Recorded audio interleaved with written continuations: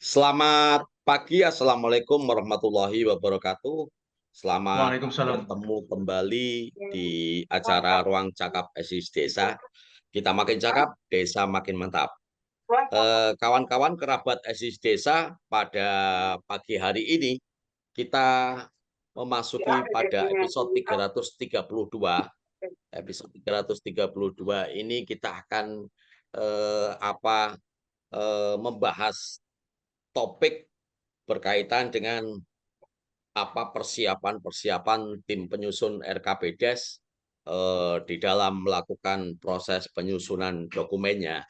Salah satunya berkaitan dengan pengadaan barang dan jasa. Nah, pengadaan barang dan jasa ini teman-teman semuanya kerabat di desa menjadi bagian penting pada babak-babak perencanaan sehingga berkaitan dengan waktu atau timeline yang sudah memasuki pada bulan Juli di tahun 2024 ini, maka tentu saja pengadaan barang dan jasa untuk kegiatan infrastruktur di desa, untuk kegiatan pembangunan infrastruktur desa menjadi bagian penting pula yang perlu kemudian kita kenali.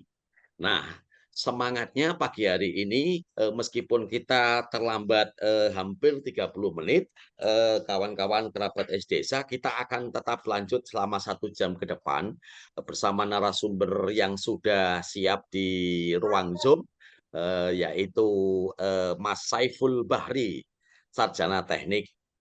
Beliau adalah tenaga ahli pemberdayaan masyarakat di Kabupaten Bondowoso. Saya sapa dulu, selamat pagi. Assalamualaikum warahmatullahi wabarakatuh, Mas Saiful. Waalaikumsalam warahmatullahi wabarakatuh. Koreksi, Situbondo, Pak. Gitu.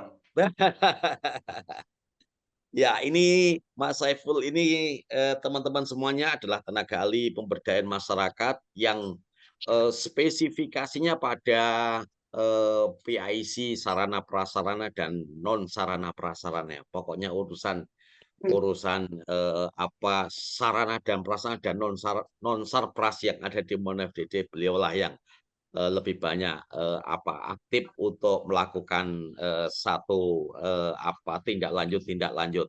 Nah, teman-teman semuanya, Mas Saiful, ini kita kan sudah memasuki pada bulan Juli, sudah di pertengahan bulan, dan tentu saja ketika kita masuk di pertengahan bulan Juli ini, kawan-kawan TPP baik PD maupun PLD sedang sibuk-sibuknya melakukan proses pendampingan berkaitan penyusunan dokumen RKPDes.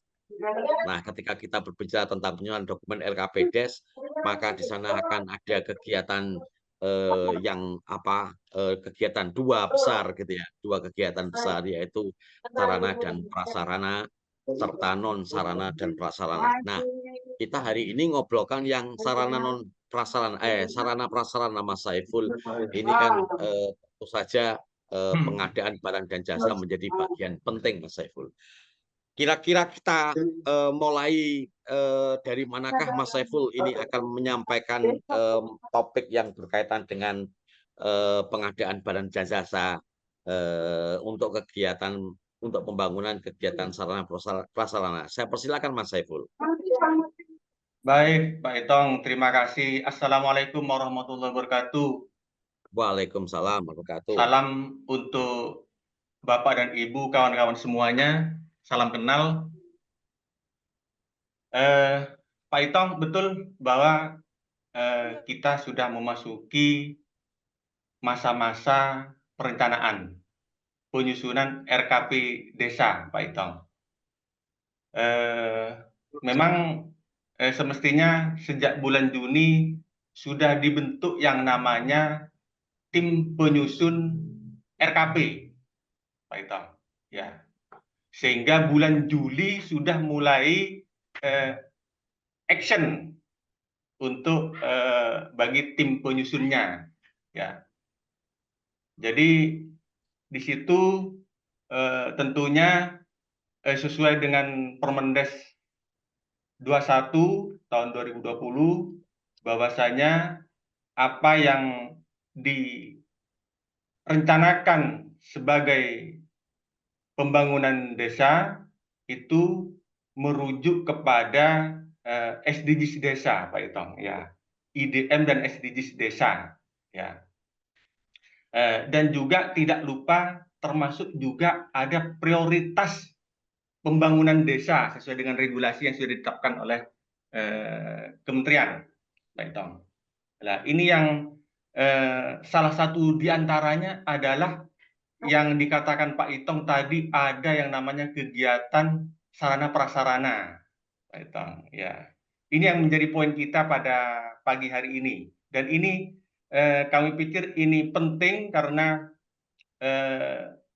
walaupun regulasinya sudah cukup lama ini ditetapkan, ya, ada LKPP 13 tahun 2013, kemudian ada penyempurnaan LKPP 22 tahun 2015, akan tetapi pada kenyataannya pelaksanaan di desa itu masih belum maksimal, Pak Itong. Ya, ini yang menjadi PR kita bersama, sehingga kami pikir kita ke depan 1 jam ini sepertinya tidak akan pernah cukup untuk membahas materi ini, Pak Itong. Ini asik banget. Kemudian kami pikir saatnya kita coba setidaknya kita hari ini, pagi ini, bicara bagaimana sih idealnya pengadaan barang dan jasa di desa, begitu ya, Pak Itong. Ya. Mungkin itu dulu sebagai permulaan, Pak Itong. Sebelum saya lanjutkan, monggo apa kira-kira yang dapat kita lanjutkan sebagai materi selanjutnya ini, Pak Itong. Monggo. Ya, terima kasih Mas Saiful yang sudah mengawalinya dengan apa menyebut beberapa regulasi. Betul sekali, ada banyak regulasi sebetulnya yang berkaitan dengan pengadaan dan barang dan jasa ini, ya. Tetapi semangatnya teman-teman semuanya upaya-upaya tersebut perlu kemudian didorong agar kemudian pencapaian SDGs desa ini menjadi bagian penting. Nah, seperti yang disampaikan oleh Mas Saiful. Nah, mungkin Mas Saiful, kira-kira kalau berkaitan dengan pengadaan barang dan jasa untuk kegiatan infrastruktur atau sarana prasarana, hal yang paling penting untuk diperhatikan pada apakah ada tahapan-tahapannya juga, Mas Saiful, pengadaan barang jasa tersebut, Mas Saiful? Betul, Pak Itong. Tentunya ini dimulai dari pada masa perencanaan di akhir tahun anggaran, Pak Itong. Jadi bagaimana anggaran biaya itu disusun oleh tim penyusun RKP, Pak Itong, sehingga diperoleh nilai kebutuhan seberapa penganggaran untuk pengadaan barang dan jasa yang dimaksud, Pak Itong. Walaupun di situ untuk nilainya masih gelondong, saya sampaikan gelondong karena nilai daripada harga barang, ya, atau jasa di situ merupakan harga perkiraan sendiri terlebih dahulu, ditambah mungkin dengan sekian persen untuk mengantisipasi adanya kenaikan harga di tahun anggaran yang akan datang, begitu Pak Itong, untuk penyusunan rencana anggaran biaya pada saat perencanaan ini, Pak Itong. Ada juga kemudian itu dilanjutkan dengan penyusunan rencana anggaran biaya mendekati pelaksanaan, Pak Itong. Ya, jadi namanya itu pra-pelaksanaan, Pak Itong. Ada dokumen-dokumen pra-pelaksanaan. Ya, diantaranya di situ ada rencana anggaran biaya, Pak Itong. Itu rencana anggaran biaya di situ sudah sesuai dengan hasil survei, Pak Itong. Jadi perbedaannya dengan anggaran biaya rencana dengan anggaran biaya pra pelaksanaan itu adalah di pelaksanaan itu sudah mengacu pada harga barang dan jasa sesuai dengan hasil survei lapangan. Tentunya kalau di peraturan LKPP itu merujuk kepada harga setempat, Pak Ito. Ini yang menjadi perhatian kita bersama. Jadi survei itu belum maksimal dilakukan di desa. Jadi desa masih kecenderungannya mengacu kepada secara umum harga satuan bahan dan jasa kabupaten ini Pak Ito. Padahal harga satuan bahan dan jasa kabupaten itu merupakan standar tertinggi aja.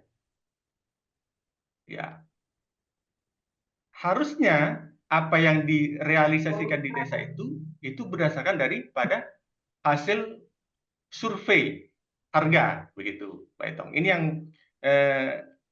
tentunya nanti kita bahas satu persatu bagaimana surveinya, kemudian juga berkenaan dengan penentuan schedule Pak Etong. Ada juga di situ apa namanya, rencana pelaksanaan, ya, time schedule, ya, waktu pelaksanaan Pak Etong, ya.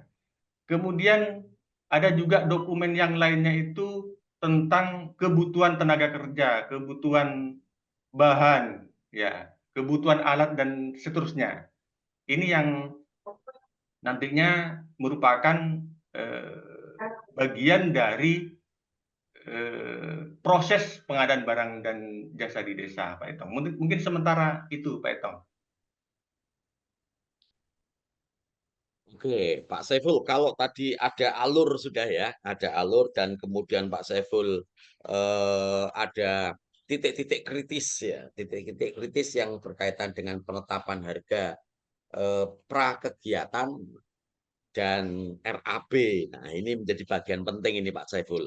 Kira-kira Pak Saiful, apa selanjutnya, kira-kira apa yang mesti harus disiapkan oleh tim penyusun RKP-Des?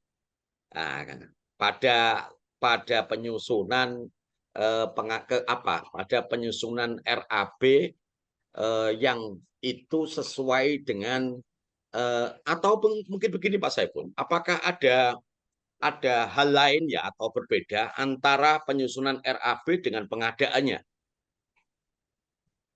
pengadaan barang dan jasanya? Apakah itu sesuatu yang berbeda atau memang memang bisa dijadikan satu begitu Pak Saiful?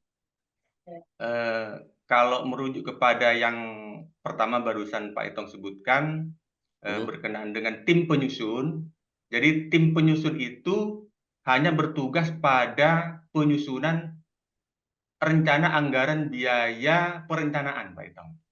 Sampai di situ saja, Pak Etong. Kemudian pada tahun anggaran berjalan, kemudian disambut oleh yang namanya TPK atas bentukan berdasarkan SK Kepala Desa, Pak Etong. Ya, jadi TPK yang ditunjuk oleh Kepala Desa, tim pengelola kegiatan dalam hal ini, dalam LKPP itu TPK sebagai tim pengelola kegiatan, Pak Etong. Itu salah satunya bertugas menyusun rencana anggaran biaya pra pelaksanaan, Pak Itong. Seperti itu, Pak Itong.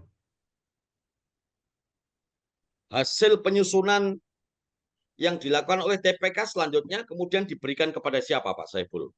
TPK Tentu, tim pengelola kegiatan pada pengadaan barang dan jasa ya Pak Saiful ya maksudnya ya. betul, betul. Kemudian TPK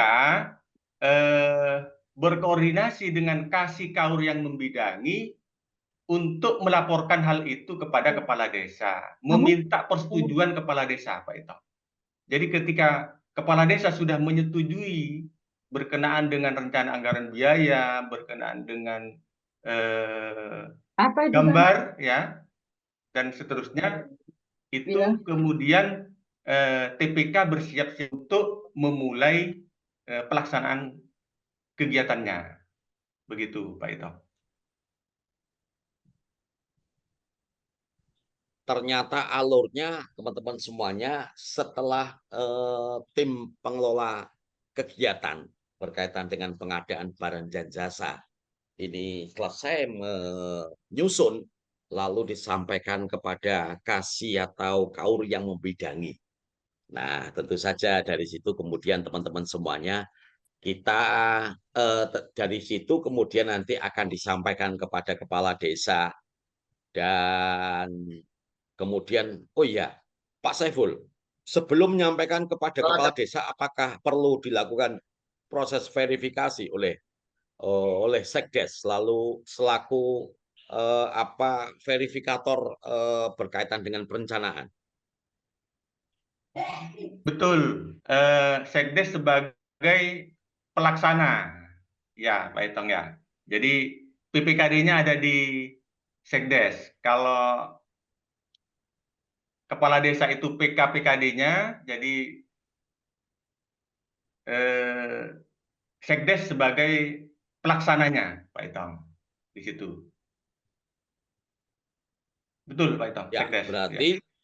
Sekdes melakukan proses verifikasi ya Pak Saiful ya. Lalu kemudian setelah verifikasi dilakukan disampaikan kepada kepala desa. Betul, betul. Pak Saiful, apakah punya layout atau gambar tentang tentang alur-alur tersebut sampai kemudian muncul dokumen pengadaan barang dan jasa, Pak Saiful, yang bisa ditampilkan pada teman-teman pada teman-teman yang hadir pada saat ini, Pak Saiful. Mohon maaf Pak Itong karena tadi malam ini saya diajak mendadak dan tidak ada persiapan materi ini, Pak Itong. Yes. Ya, Oh, Nuebesa yang di bawah situ. ya teman-teman semuanya, ini Bisa di-mute dulu semua berkaitan peserta, dengan, Bang. ya mohon teman-teman Mungkin ada semuanya kawan-kawan yang untuk memiliki bisa ditampilkan, Pak unmute Itong. dulu, teman-teman. Ya, Ibu Erna Unu di mute. mohon unmute teman-teman. Mohon di mute. Ya, ini di ruang cakap ini sudah ada yang raise hand, Pak Rozik, PLD Keraton Pasuruan. Silakan Pak Rozik untuk menyampaikan apa yang akan ditanyakan pada narasumber kita pagi hari ini.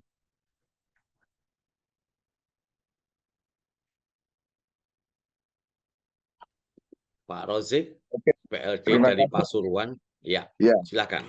Assalamualaikum warahmatullahi wabarakatuh. Waalaikumsalam warahmatullahi wabarakatuh. Waalaikumsalam warahmatullahi wabarakatuh. Ini Pak yang mau saya tanyakan Pak, langsung Pak ya. Ini sebetulnya saya sudah bukan di keraton Pak, cuma mau saya ganti tadi terkunci tidak bisa. Saya di Prigen Pak, Pasuruan tapi. Nah, yang mau saya tanyakan begini terkait penganggaran ini. Ini sempat terjadi kemarin di Pasuruan dan kita terjadi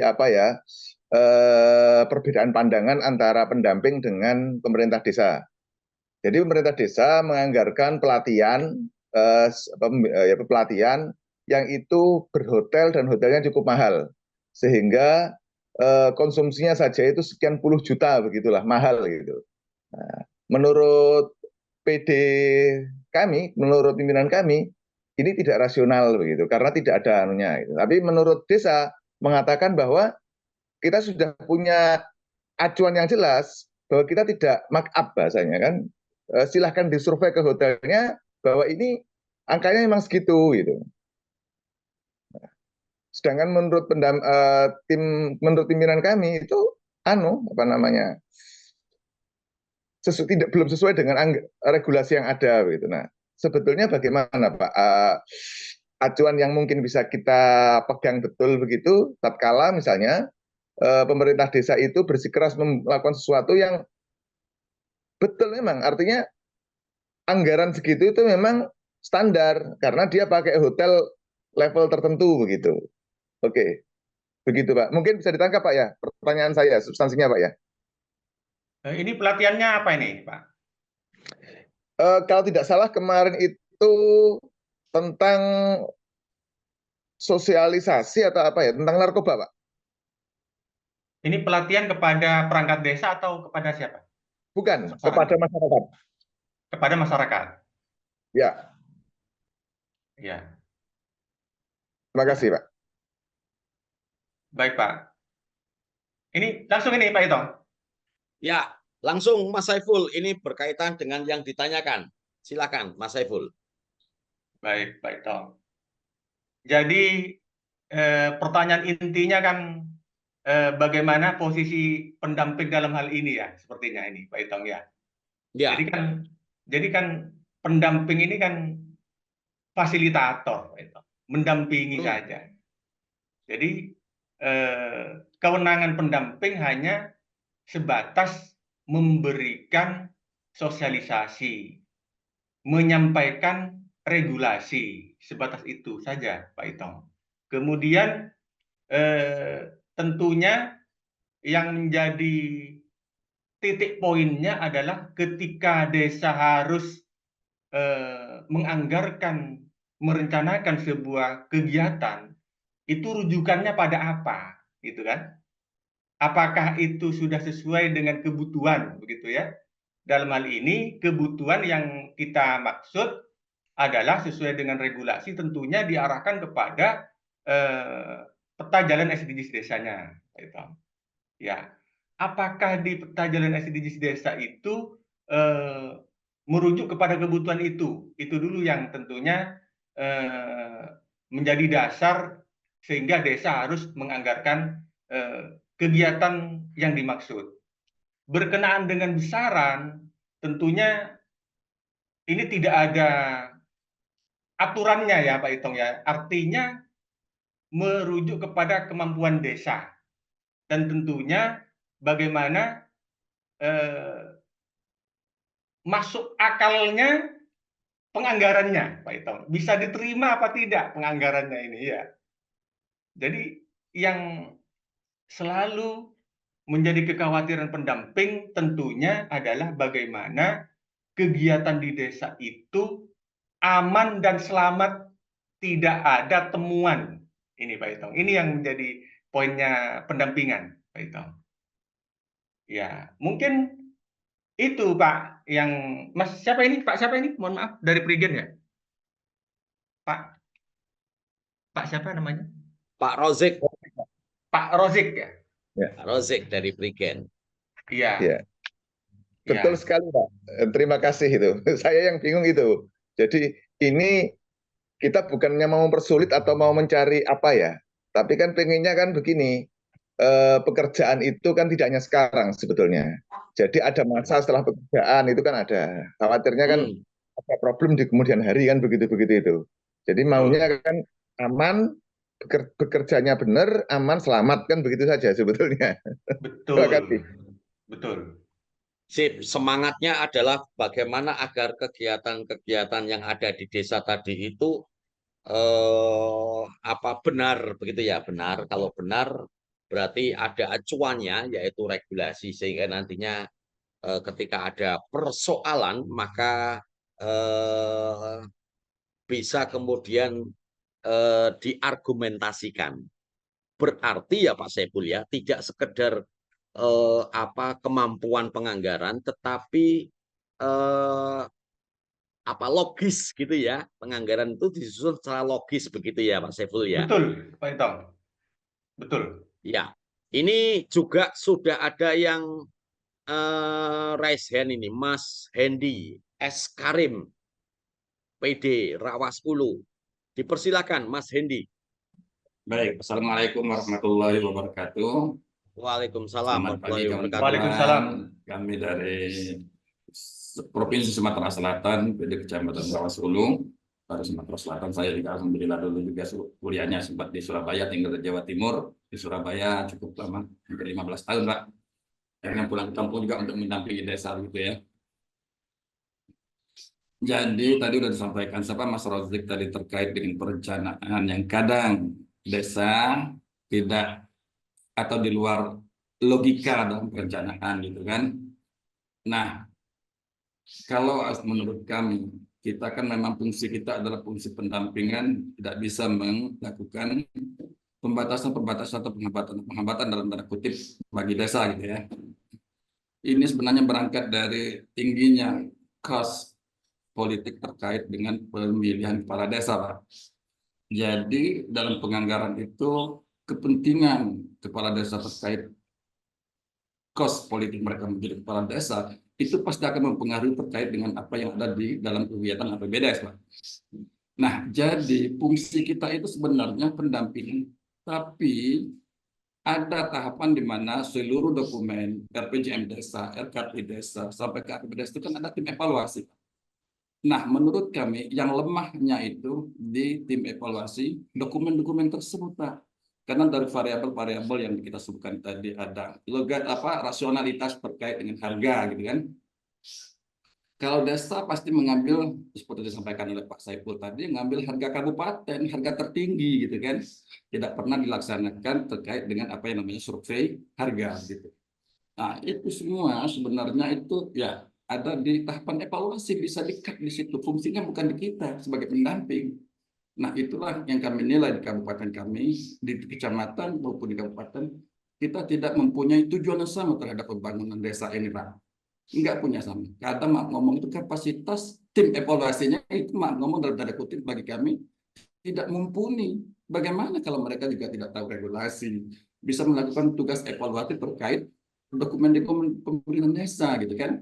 Nah, disitulah lemahnya. Nah, kami nggak tahu, seharusnya bagi kami program P3PD itu sangat penting terkait dengan peningkatan kapasitas yang stakeholder yang terkait dengan pembangunan di desa, mulai dari kepala desa, camat yang sebagai penerima mandat evaluasi untuk APBDes itu mestinya lebih memahami regulasi-regulasi yang terkait dengan apa yang disampaikan oleh Pak Saiful, yaitu pedoman pembangunan di desa tadi, yang Permendes nomor 21 itu tadi kan.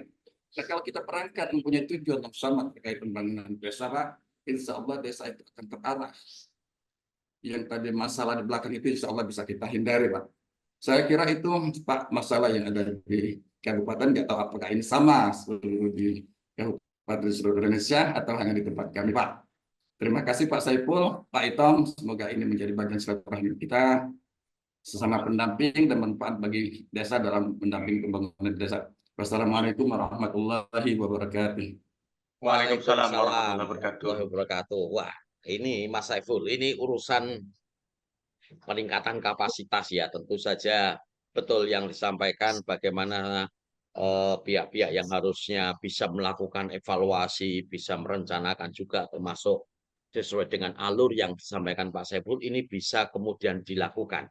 Kira-kira siapakah Pak Saiful ini yang apa yang harus memberikan bimbingan terhadap pemerintah desa agar mereka mulai dari TPK, lalu kemudian KASI dan KAUR yang membidangi itu bisa melakukan fungsi-fungsinya dalam konteks pengadaan barang dan jasa, Pak Saiful. Jadi begini Pak Itong, kalau sesuai yang kita baca di Perka LKPP ya, yang namanya pengawasan kegiatan di desa itu dilakukan oleh bupati dan itu dapat diwakili oleh camat, Pak Itong. Ya. Dalam hal ini seperti halnya di Kabupaten Situbondo, Pak Itong. Jadi di Kabupaten Situbondo itu sudah ada yang namanya Perbuk 50 tentang pengelolaan keuangan desa, di mana di situ bupati menyerahkan urusan pengelolaan keuangan desa itu untuk apa namanya yang memangku untuk membantu bupati adalah camat ini, kecamatan dalam ini, tim kecamatan ini Pak Itong ya. Memang idealnya ya kita di level TA ya TAPM itu melakukan koordinasi dengan dinas pemberdayaan ya, DPMD ya, kalau di Situbondo itu DPMD ya. Sama Pak. Ya, kemudian DPMD melakukan koordinasi dengan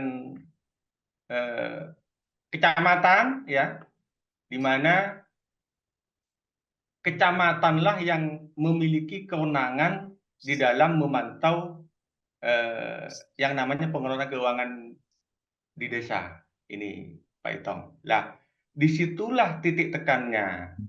Nanti pendamping desa, Korcam bersama pendamping desa itu berkoordinasi dengan kecamatan. Ya, lakukanlah di situ kemudian pembinaan bersama tim kecamatan kepada Pemdes. Berikan sosialisasinya, pemahamannya, sampaikan regulasi yang semestinya berkenaan dengan pengadaan barang dan jasa di desa. Seperti itu kira-kira Pak Itong. Dan Pak Arti Hendy kalau ini ya, Pak Hendy demikian, dari Sumatera Selatan ini. Ya, betul, Pak. ya berarti kalau demikian Mas Saiful, posisi TPP dalam konteks ini adalah PD memang perlu mendapatkan pencerahan ini ya, sehingga punya bekal ketika harus melakukan koordinasi.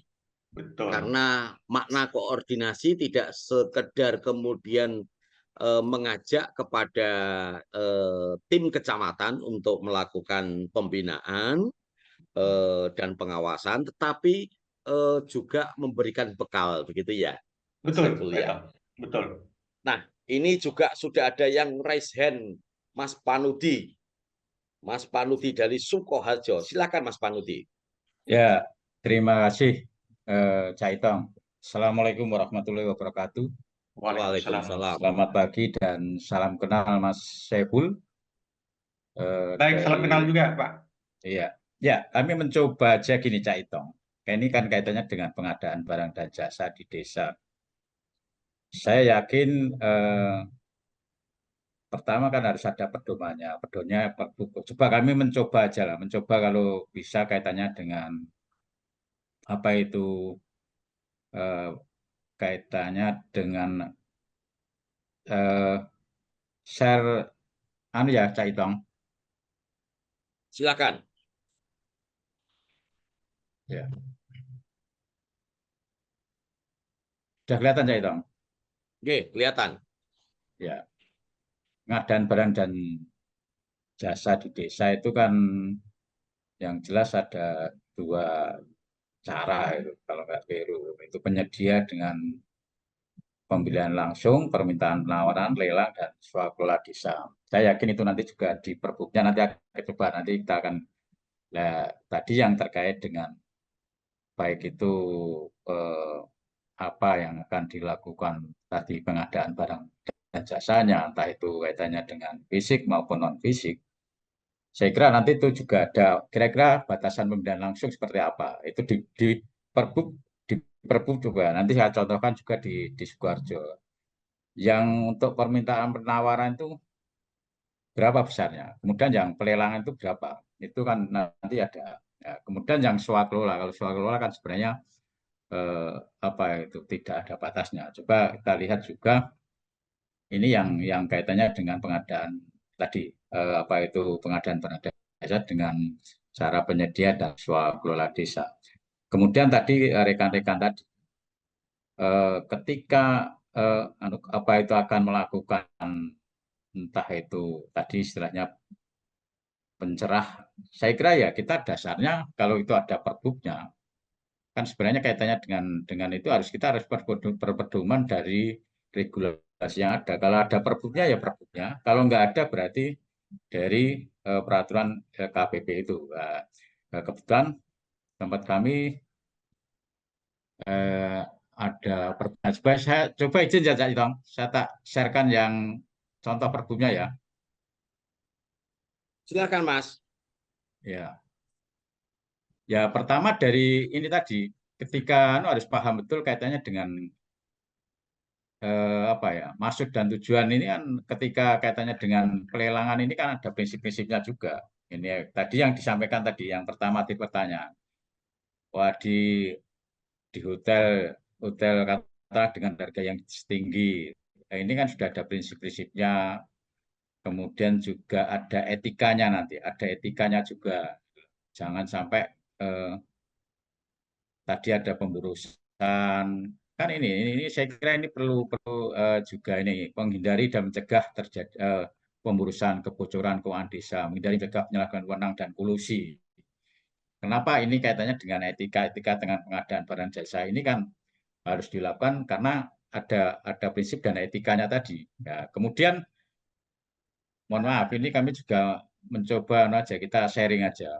Kemudian yang kaitannya dengan tadi siapa-siapa tadi ini kan kebetulan tempat kami kaitannya dengan para pihak yang dalam pengadaan terdiri dari kepala desa, kasih atau KAUR, TPK, tim itu TPK tim pengadaan barang masyarakat dan penyedia. Nah ini kan sudah ada tugas-tugasnya juga, sehingga perlu pencerahan juga nanti. Kemudian batas-batasannya yang tadi saya sampaikan tadi di tempat kami kebetulan ada batasnya. TPK dapat memberikan ini ada bahkan ada yang honorer dan lain-lain sampai nanti batas berapa yang katakanlah harus langsung pembelian langsung itu nah ini kan cukup banyak ini saya hitung. Sebenarnya ini materi yang cukup banyak kaitannya dengan ini bahwa salah satunya juga dari kasir atau KAUR yang nanti akan itu harus menyediakan dokumen-dokumen untuk persiapan pengadaan melalui penyedia berdasarkan dari DP waktu pelaksanaan, gambar rencana kerja, KAK, APS, rancangan surat perjanjian. Ini yang menurut saya tugas-tugas kita. Kalau katalah kita ya kita koordinasi tadi dengan dinas PMD atau katalah kecamatan kalau ini yang kan nanti akan memberikan saran pada desa. Ya, termasuk nanti batas berapa yang harus dilakukan pembelian langsung, kemudian ada batas apa yang kaitannya dengan penyedia, kemudian katalah kalau tempat kami mulai dari katalah kurang dari 50 juta, ini kan masing-masing 50 juta itu bisa pembelian langsung ke penyedia atau toko. Kemudian kalau yang di atas 50 sampai kurang dari sampai kurang dari 200 itu dengan perbandingan harga minimal 2. Nah ini pembelian langsung kan ini pembelian langsung dilakukan dengan pengadaan sampai 50 juta. Nah ini kemudian permintaan penawaran pengadaan dengan nilai 50 sampai 200 dengan penawaran dengan tata cara ya. Nah ini minimal penawar yang tertulis minimal 2 penyedia. Kemudian yang lelang yang dilakukan dengan pengadaan 200 juta ke atas yang dilakukan secara pengumuman lelang dan lain-lain. Ini Cak Itong, saya kira ketika kita rekan-rekan semuanya, ketika desa mau pengadaan barang dan jasa, ya itu jauh-jauh sebelumnya harus kita beri pencerahan dulu. Pedomannya apa? Ketika sudah ada perbub, ya perbub yang ada di kabupaten tersebut. Baru nanti ketika tidak sesuai dengan aturan permainan, ya minimal kita ingatkan. Kalau kita tidak ingatkan, ya nanti kalau internal kita kan mungkin jangan sampai nanti kebablasan, tidak sesuai dengan prinsip dan etikanya tadi. Itu Cak Itong. Saya kira yang perlu kita selaku TPP minimal juga harus menguasai isi perbub pengadaan barang dan jasa. Kalau kabupaten itu sudah ada perbubnya itu. Kalau enggak berarti dengan regulasi di atasnya LKPP. Karena kalau di kabupatennya sudah ada perbub pengadaan barang jasa di desa, saya kira itu lebih enak karena pedomannya lebih mendekati kaitannya dengan kondisi di lapangan. Itu Cak Itong. Saya hanya sekedar aja kita sharing biar nanti juga kawan-kawan memegang atau pedoman ini. Itu Cak Itong. Terima kasih. Terima kasih Mas Panudi yang sudah juga berbagi informasi berkaitan dengan perbub yang mengatur di dalamnya berkaitan dengan pengadaan barang dan jasa. Wah, ini tadi kan sepintas saya tangkap ternyata sangat rigid sekali pengadaan barang dan jasa ini, baik itu sifatnya langsung begitu ya, maupun swakelola. Nah, saya kembali lagi pada narasumber, bagaimana Mas Saiful, ini pengadaan barang dan jasa yang kemudian mekanismenya di dalamnya swakelola dan langsung tadi. Itu maksudnya bagaimana, Mas Saiful? Ini menarik sekali nih Pak Itong, dan saya pikir ini titik kritis dari pembahasan kita pada pagi hari ini, Pak Itong, karena kita masih banyak tidak fokus pada ketiga penentuan nilai tadi, Pak Itong, mulai dari seberapa untuk pembelian langsungnya, ya, kemudian untuk meminta kepada penyedia, kemudian untuk apa namanya, yang namanya lelang, ya, itu kita masih belum fokus di dalam memahami hal ini, Pak Itong. Tentu seperti tadi disampaikan oleh Pak Nudi, betul bahwasanya berdasarkan Perka LKPP ini tentu masih ada produk turunannya mungkin berupa perbuk, Pak Itong. Jadi perbuk di situ termasuk juga juklaknya, Pak Itong. Itu di situ menjabarkan poin-poin penting yang ada pada Perka LKPP, Pak Itong. Ya, jadi lebih rinci ya di situ, di perbuk dan juklaknya. Kita mulai tadi dari yang namanya pembatasan nilai, ya Pak Itong ya. Tadi disebutkan di situ di peraturannya, perbuk sepertinya tadi yang ditampilkan. Itu ada kegiatan dengan nilai di bawah 50 juta. Ya, kemudian 50 juta sampai 200 juta dan nilai di atas 200 juta. Kita kembali kepada daripada ruhnya pelaksanaan pembangunan desa, Pak Itong. Jadi di desa itu prinsipnya adalah dilaksanakan secara swakelola. Ini ya, Pak Itong ya. Jadi kalau di Perka LKPP 13 tahun 2013 di situ ya, pasal 4 disebutkan pengadaan barang jasa di desa pada prinsipnya dilakukan secara swakelola ya, dengan memaksimalkan penggunaan material bahan dari wilayah setempat, dilaksanakan secara gotong royong dengan melibatkan partisipasi masyarakat setempat untuk memperluas kesempatan kerja dan pemberdayaan masyarakat setempat. Ya. Kemudian pasal 5, pengadaan barang jasa di desa sebagaimana dimaksud dalam pasal 4 yang tidak dapat dilaksanakan secara swakelola, baik sebagian maupun keseluruhan dapat dilaksanakan oleh penyedia barang atau jasa yang dianggap mampu. Jadi poin pentingnya itu ada pada prinsip swakelola dulu ini, Pak Itong. Kemudian yang kedua, bahwasanya untuk nilai pengadaan itu adalah sebagian atau keseluruhan. Jadi 50 juta ini bukan berarti kemudian adalah nilai kegiatan secara keseluruhan, Pak Itong. Atau 200 juta ini bukan paket pengadaan seperti halnya yang dilakukan oleh pemerintah. Jadi bedakan antara swakelola di desa dengan prinsip-prinsip pengadaan barang dan jasa yang dilakukan oleh pemerintah di kabupaten atau provinsi, Pak Itong. Ini yang harus menjadi poin pembeda ya. Jadi prinsipnya adalah swakelola tadi, baik sebagian ataupun keseluruhan. Jadi misalnya nih, contoh ya, kami contohkan ya. Contoh ada pembangunan gedung ya dengan nilai 201 juta ya.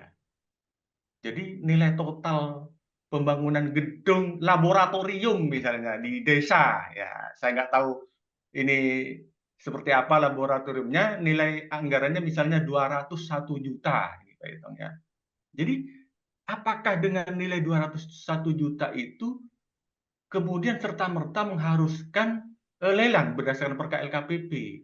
Kan tidak seperti itu, Pak Ito. Jadi ketika kembali kepada prinsip swakelola tadi, kita tentunya yang pertama tadi kita singgung adalah TPK melakukan survei harga, Pak Ito. Ya, TPK yang pertama adalah membagi-bagi apa saja sih barang atau jasa atau alat yang dibutuhkan.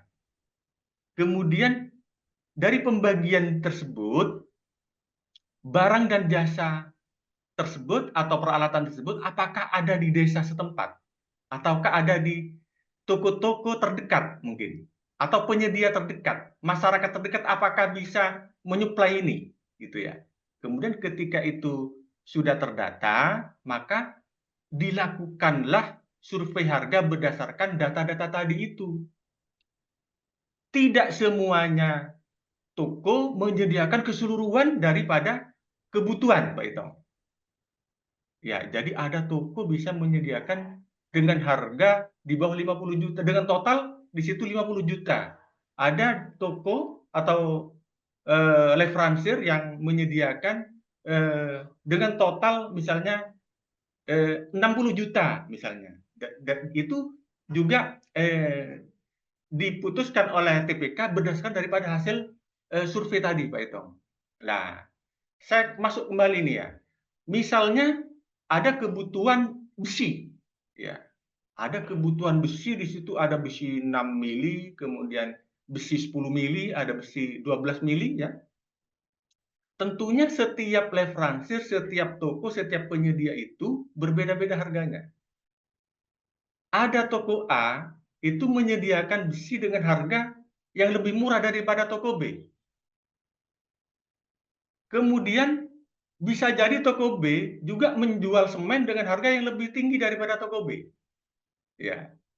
Jadi pada satu barang tertentu toko A ini menjual besi lebih murah, bisa jadi juga menjual semen dengan harga yang lebih tinggi dari toko yang lain. Ini fungsinya daripada survei harga tadi. Ketika survei harga dilakukan dan ditemukan, dikelompokkan oleh TPK berdasarkan pada harga yang lebih rendah, lah disitulah TPK melamar kepada leveransir tersebut. Oh, di toko A besi itu lebih murah, saya pesan besi sekian sekian sekian. Saya pesan kapur sekian sekian sekian sekian, ya. Tapi tidak dengan semen. Semen saya belanja di toko B misalnya.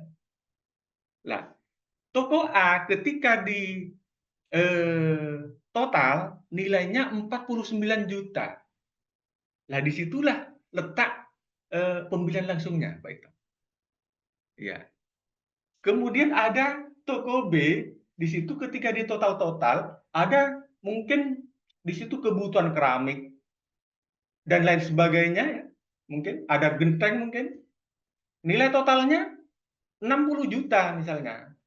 Nah, ini yang kemudian TPK meminta penawaran kepada leveransi yang bersangkutan.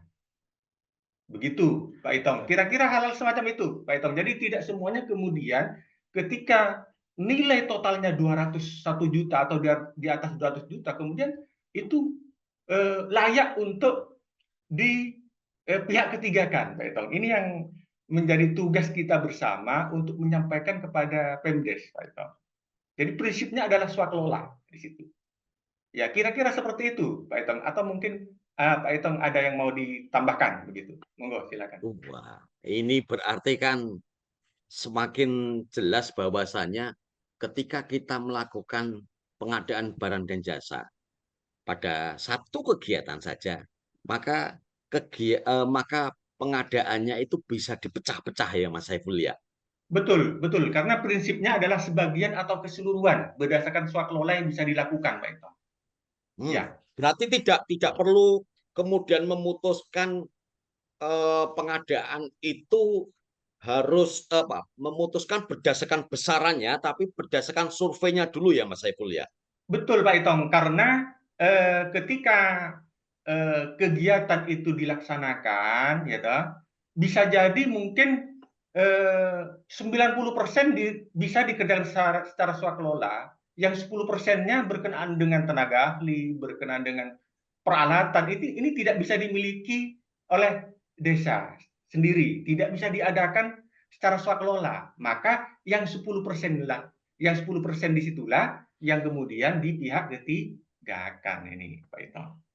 Kira-kira seperti Wah, itu, Pak Ito. kalau berbicara di pihak ketiga kan, maka mekanismenya seperti apa, Mas Saiful? Bicara pihak ketiga, tentunya di situ ada yang namanya dokumen-dokumen yang harus dipenuhi, Pak Itong, ya. Setidaknya TPK itu meminta kepada lebih dari 2 penyedia, Pak Itong, ya, 2 atau 3 penyedia di situ. Meminta penawaran di situ, Pak Itong, atas item pekerjaan, ya, item pekerjaan ya, Pak Itong, ya. Jadi sebagian pekerjaan yang tidak bisa dilaksanakan secara swakelola. Kemudian diaturlah di dalam dokumen-dokumen perjanjian di situ. Ya, apa saja item-itemnya, kemudian waktunya, begitu ya, termasuk pembiayaannya, begitu. Kemudian ketika ada permasalahan harus seperti apa, ini kemudian diatur semuanya di situ, di dokumen perjanjiannya. Artinya Begitu. itu mengikat ya, Mas Saiful ya. Mengikat. Perjanjian tadi itu ya. Mengikat, Pak Ito. Mengikat pihak ke satu maupun dengan pihak ketiga ya. Betul, betul. Nah, berarti teman-teman semuanya dokumen-dokumen yang tadi disebutkan oleh Mas Saiful, yaitu dokumen berkaitan dengan pengadaan barang dan jasa yang menggunakan pihak ketiga, maka salah satunya ada perjanjian-perjanjian. Nah, maka kalau sudah ada perjanjian-perjanjian, tidak ada apa ya, tidak ada hal-hal yang meragukan, termasuk batalnya atau gagalnya pengadaan barang dan jasa tersebut. Betul. Nah, betul, ini Pak yang Ito. menarik sekali. Ini Mas Rozik dari Pasuruan juga mau menanyakan lagi. Apa Mas Rozik yang akan ditanyakan atau yang akan disampaikan? Oke, terima kasih atas waktunya ya. Terkait pihak ketiga, terkait apa namanya bisa di pihak ketiga kan. Ini menarik Pak. Begini, yang ingin saya tanyakan, pekerjaan apa atau barang apa yang mesti di pihak ketiga kan gitu kan. Terima kasih tadi keterangannya bagi saya luar biasa, ilmunya banyak gitu ya. Cuman saya ada yang belum nyambung itu terkait dengan barang apa yang bisa di pihak ketiga kan atau pekerjaan apa yang mungkin bisa di pihak ketiga kan. Urusan dengan swakelola tadi itu loh Pak. Karena kalau paham saya yang bisa diswakelolakan itu kan barang yang tidak bisa diswakelolakan itu kan barang yang tidak bisa didapat di sekitar kita. Nah, termasuk besi itu kan apa pabrikan itu kan tidak bisa kita anukan. Nah, maka dari itu saya ingin tanya kriterianya bagaimana atau contohnya gimana? Makasih Pak. Baik, Mas Rozik ya, dari Prigen Pasuruan. Ya. Betul, betul. Tadi kita sempat mencontohkan mungkin desa akan membangun gedung laboratorium. Ini misalnya ini, ya, Mas Rozik. Lah, kalau tadi itu diumpamakan oleh saya, kebutuhannya adalah besi beton. Ya, itu tadi sempat disebutkan juga oleh Mas Rozik. Ada mungkin di situ misalnya contoh lainnya untuk bisa menggunakan jasa dari pihak ketiga, misalnya konstruksi baja. Ini, misalnya gedungnya menggunakan baja ini, Mas Iya, Rozik. iya. Karena desa tidak bisa mengadakan sendiri secara swakelola, maka TPK bekerja sama dengan yang namanya penyedia jasa untuk bisa mengadakan menyelesaikan pekerjaan konstruksi baja tersebut. Begitu, Mas Ya. Rosek. Tentunya itu juga tetap harus diminimalisir, Mas Rosik. Artinya ketika TPK bisa bernegosiasi, Mas, Pak, apakah kami bisa membeli secara tersendiri? Misalnya TPK membeli tersendiri bahan bajanya, ya belilah lonjoran begitu kan. Ada lonjoran 12 meter itu biasanya kalau baja, konstruksi baja itu, Mas Rosi. Nah, kalau itu bisa dan ada kesepakatan, mungkin nantinya yang dikontraktualkan mungkin hanya sekedar proses pelaksanaannya, ya mungkin ongkos tenaga ahlinya, ongkos lasnya, ya karena kadangkala ada leverancer itu yang tidak mau mereka itu dibayar secara ecer. Mereka karena sudah profesional rata-rata, wah kami tidak mau kerja ecer seperti itu, kami inginnya totalitas Pak misalnya. Kalau itu harus seperti itu, ya boleh itu, sepanjang itu sebatas kebutuhan yang tidak bisa disediakan oleh desa. Yang lainnya kan bisa dilakukan sendiri, termasuk dindingnya, pembangunan batu batanya, ya ini kan bisa ini dan seterusnya. Begitu, Mas Rosik. Oke, berarti yang masuk swakelola tidak itu termasuk SDM, Mas ya, bukan di sisi bahan ya? Bisa jadi seperti itu, akan tetapi ini prinsipnya tetap swakelola ini, Mas Rosik. Gitu ya. Jadi tetap swakelola. swakelola. Begitu ya. Ya, oke. Makasih Mas Rozik. Nah, ini ada Pak Nasrudin. Pak Nasrudin, silakan Pak Nasrudin yang sudah raise hand. Ya, terima kasih Pak atas waktunya. Assalamualaikum warahmatullahi wabarakatuh. Waalaikumsalam warahmatullahi wabarakatuh. Ya, perkenalkan saya Nasrudin dari pendamping desa Kecamatan Pulau Lutsigam, Kabupaten Kota Baru, Kalimantan Selatan. Yang ingin saya tanyakan, bagaimana kan tadi disampaikan di layar itu tadi sama Pak Panudi terkait masalah Perbup PBJ ini, Pak. Nah, kami di Kabupaten Kota Baru juga memang ada itu namanya Perbup nomor 5 tahun 2020 tentang PBJ. Namun ada perbedaan harga kalau kami di sini di Kabupaten Kota Baru itu yang bisa melakukan belanja langsung itu hanya sampai 10 juta. Kemudian 10 juta sampai dengan 100 juta itu minimal satu penyedia. Kemudian 100 sampai 200 itu minimal 2 penyedia. Kemudian di atas 200 juta itu lelang.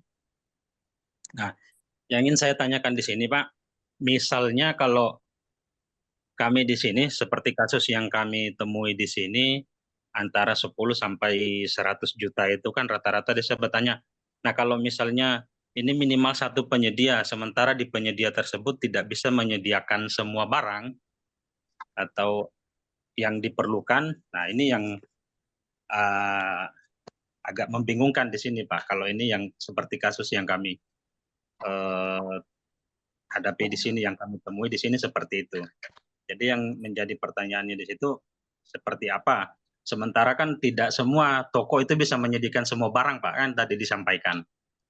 Nah, dalam kasus ini kami minta pencerahan seperti apa dan bagaimana pengusaha memang ini hanya boleh satu penyedia, Pak. Sementara dalam satu penyedia ini kan belum tentu bisa menyediakan semua barang tadi. Seperti yang dicontohkan tadi, misalnya pembangunan laboratorium tadi kan ada beberapa hal yang memang yang tidak bisa diswakelolakan dan contoh kayak semen, kemudian batu, pasir dan lain sebagainya itu kan tidak bisa. Kecuali, nah ini Pak mungkin itu yang bisa ulun sampaikan. Mohon sedikit pencerahan dari teman-teman, rekan-rekan semua, termasuk dari narasumber dan yang lainnya. Mungkin itu Pak, terima kasih. Assalamualaikum warahmatullahi wabarakatuh. Waalaikumsalam. Wah, terima kasih Pak Nasruddin. Mas, eh, ini ada perbedaan ini, perbedaan angka yang tadi disampaikan oleh Pak Nasruddin antara pertup yang dimiliki di kabupatennya dengan yang lainnya. Tadi itu kalau nggak salah maksimal 10 juta, sedangkan yang yang di-share oleh Mas Panuti tadi 50 juta. Nah, ini sebetulnya bagaimana ini, Mas? Menyikapi hal ini? Jadi betul Pak Itong.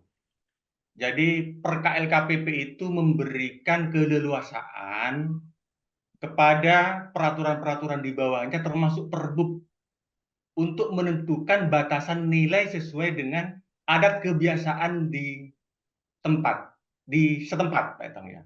Di daerah setempat begitu ya. Begitu Pak Itong. Ini sudah tidak ada masalah. Kalau di per LKPP itu yang pembelian langsung itu di bawah 50 juta. Sedangkan di Kota Baru itu tadi disebutkan kurang dari 10 juta. Ini pembelian langsung. 10 juta sampai 200 juta itu permintaan penawaran kepada penyedia jasa, penyedia barang atau jasa. Ini sudah oke, Pak Itong. Tidak ada masalah dengan regulasi, Pak Itong. Nah, satu lagi tadi Mas Saiful berkaitan dengan pengadaan barang yang di lokasi tersebut tidak ada, di desa tersebut tidak ada, lalu kemudian mencari di tempat yang lain, atau kadang-kadang juga bahkan sebetulnya di desa itu ada, tapi kemudian kok nikmat melakukan pengadaan barang dan jasa di tempat yang lain. Ini yang satu fenomena yang menarik untuk kemudian disikapi. Silakan Mas Saiful. Ya, tentunya ini PR kita semua ini, Pak Itong ya. PR kita bersama ya. Ya. Ini bagian daripada masalah pendampingan kita sebenarnya, Pak Itong. Jadi memang hampir semua kita mengalami hal yang serupa, Pak Itong ya. Jadi pada prinsipnya sesuai dengan regulasi itu pengadaan itu mengutamakan daripada penyedia setempat, masyarakat setempat. Kalau tidak ada di desa setempat, setidaknya di desa tetangga yang terdekat, begitu ya.